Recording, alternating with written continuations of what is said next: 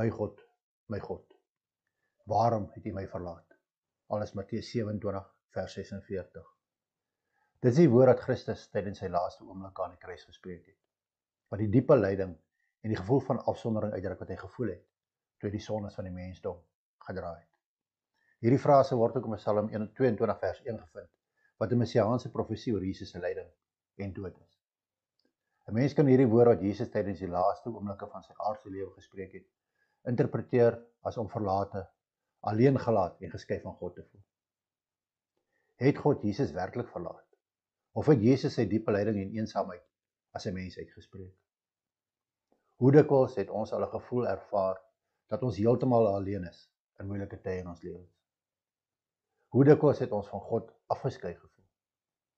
Hoe dikwels het ons dalk die diep gevoel ervaar dat ons deur God verlaat is? Weet jy wat? Ons kan amper sê dat dit vir ons natuurlik is om soms so te voel.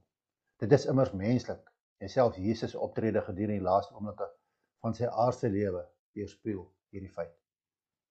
Maar, en dit is 'n baie groot maar, die woord van God verseker ons dat dit nie die geval is nie.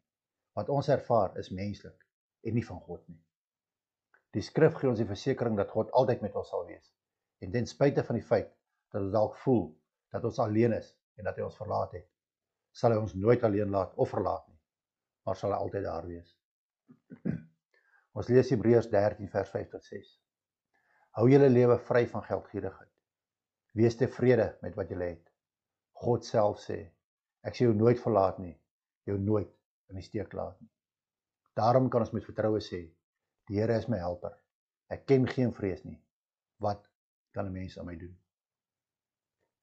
Ons kyk ook na Deuteronomium 31 vers 6. Hou moed te wees dapper, moenie bang wees nie, moenie vir hulle skrik nie, want die Here julle God gaan saam met julle.